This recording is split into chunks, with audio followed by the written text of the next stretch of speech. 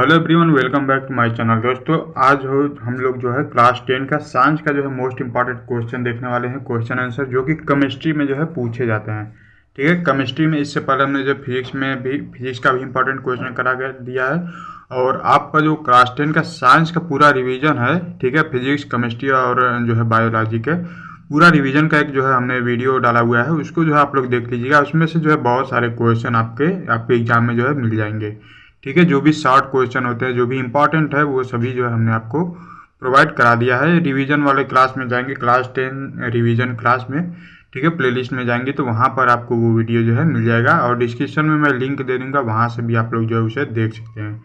ठीक है, तो सबसे पहले देखते हैं कि पहला जो इम्पोर्टेंट क्वेश्चन है वह क्या है। देखिए, आपसे पूछा जाता है कि लोहे के बर्तन को हम पेंट क्यों करते हैं। ठीक है, तो यहाँ पर जो है पूछा गया है कि लोहे के बर्तन को हम पेंट क्यों करते हैं। तो इसका आंसर देखिए क्या लिखेंगे कि लोहे की वस्तु हवा एवं आर्द्रता के संपर्क में आकर संक्षारित हो जाती है। संक्षारित मतलब कि उसमें जो है जंग लग जाता है। ठीक है, तथा पेंट करने पर लोहे की सतह हवा या नमी के संपर्क में नहीं रहती एवं संक्षारित होने से बच जाती है, इसलिए लोहे के बर्तन को हम पेंट करते हैं। ठीक है, ये जो है इस तरीके से आप लोग जो है इसका आंसर लिखेंगे। जैसे देखिए, कोई भी लोहे का अगर वस्तु है तो उसको अगर नहीं करेंगे तो उसको खुले में छोड़ देंगे तो वो जो है वायु से जो है ऑक्सीजन ले लेगा। ठीक है, और वायुमंडल से जो है ये जो है H2O यानी कि जल ले लेगा। ठीक है, इस प्रकार वह जो है संक्षारित होने लगता है, मतलब कि उसमें जो है जंग लगने लगता है। ठीक है, और वह जो है धीरे धीरे खराब होने लगता है। इसलिए जो है लोहे के बर्तन को या फिर लोहे की, जैसे आप जो घर बनाते हैं जो है छड़ वगैरह, वो सब देखते होंगे कि उसमें जो है जो गाटर वगैरह होते हैं उसमें जो है पेंट किया जाता है। ठीक है, पेंट इसीलिए किया जाता है ताकि वह जो है वायु के संपर्क में ना आ पाए और उसमें वह जो है संक्षारित ना हो पाए, यानी कि उसमें जो है जंग ना लग पाए।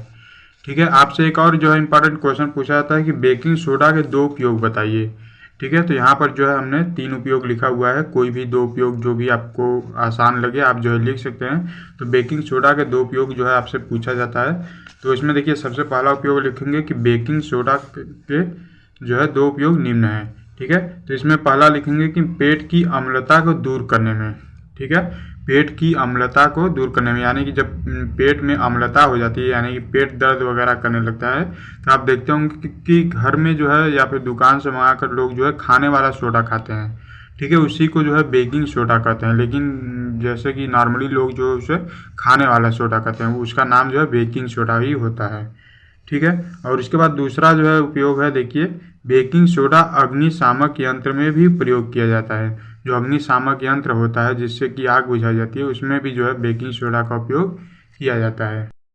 जो है एक और इम्पॉर्टेंट क्वेश्चन है जो कि आपसे पूछा जाता है कि परिभाषा पूछा जाता है। खनिज का परिभाषा पूछा जाता है और जो है अयस्क का परिभाषा पूछा जाता है। ठीक है, या फिर कभी कभी दे देता है कि निम्नलिखित को परिभाषित कीजिए और नीचे लिख देगा खनिज और अयस्क। ठीक है, तो इनका परिभाषा क्या होता है। तो देखिए, खनिज का परिभाषा होता है धातुओं के वे तत्व या यौगिक जो भूपर्पटी में प्राकृतिक रूप से पाए जाते हैं खनिज कहलाते हैं। ठीक है, यानी कि कोई भी धातु है उसका वह तत्व या यौगिक जो कि भूपर्पटी में, यानी कि जो मिट्टी की सतह होती है, जो पृथ्वी की सतह ऊपरी सतह होती है, उसे भूपर्पटी कहते हैं। तो पृथ्वी की ऊपरी सतह में जो भी धातु या तत्व और या फिर यौगिक जो है वो जो है प्राकृतिक रूप से पाए जाते हैं, उन्हें क्या कहते हैं, खनिज कहते हैं। जैसे जैसे मृदा देखिए हो गया, ये प्राकृतिक रूप से ही पाया जाता है। ऐसा तो है नहीं कि मृदा बनाया जाता है। रेत हो गया, रेत भी प्राकृतिक रूप से पाया जाता है। जो चूना पत्थर हो गया, वो भी प्राकृतिक रूप से ही पाया जाता है। ठीक है, और उसके बाद जो है अयस्क, देखिए क्या होता है। अयस्क वो होते हैं, जैसे इसका परिभाषा देखिए क्या होता है कि जिस खनिज धातु को कम खर्चे पर आसानी से अशुद्धि को अलग करके प्राप्त किया जा सकता है, अयस्क कहलाता है।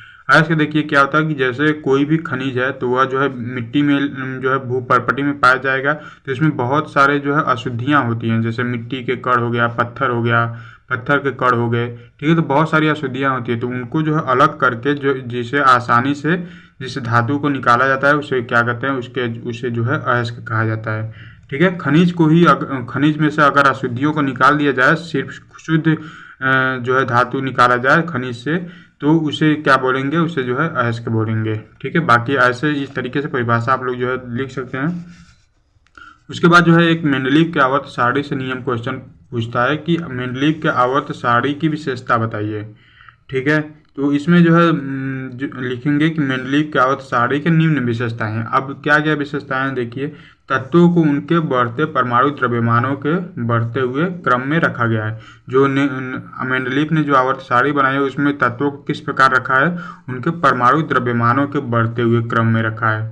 ठीक है, वैसे तो जो मेंडलीव का आधुनिक आवर्त सारणी है उसमें जो तत्व के परमाणु क्रमांकों के बढ़ते हुए क्रम में है, लेकिन जब इन्होंने शुरू में बनाया था तो इसमें देखिए आधुनिक आवर्त सारणी नहीं दिया। अगर आधुनिक आवर्त सारणी की विशेषता पूछता तो यहाँ परमाणु द्रव्यमान की जगह परमाणु संख्या हो जाता है।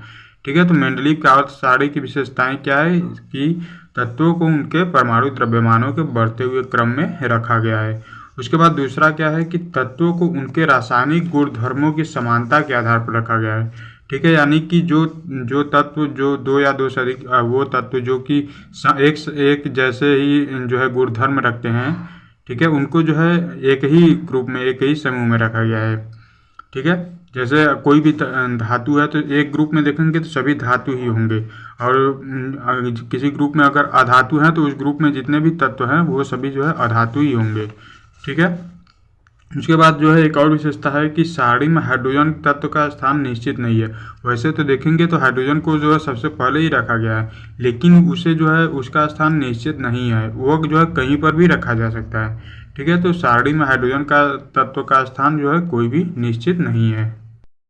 जो है एक और इम्पॉर्टेंट क्वेश्चन आपसे पूछा जाता है कि समजातीय श्रेणी किसे कहते हैं। ठीक है, ये जो है मोस्ट इम्पॉर्टेंट है, समजातीय श्रेणी किसे कहते हैं। तो देखिए इसका परिभाषा क्या है कि कार्बनिक यौगिकों की ऐसी श्रेणी जिसकी संरचना तथा रासायनिक गुणों में समानता हो तथा किन्हीं दो लगातार यौगिकों के बीच CH2 इकाई का अंतर हो, उसे समजातीय श्रेणी कहलाता है या उसे समजातीय श्रेणी कहते हैं। ठीक है, कोई भी रासायनिक यौगिक ऐसी रासायनिक समजातीय श्रेणी देखिए होता क्या है, एक श्रेणी होता है जिसमें कि जो भी यौगिक होते हैं, ठीक है, जो भी कार्बनिक यौगिक होते हैं उनकी संरचना और रासायनिक गुण तो समान होते हैं, लेकिन उनमें किसी भी दो यौगिकों के बीच में जो है CH2 इकाई का अंतर होता है।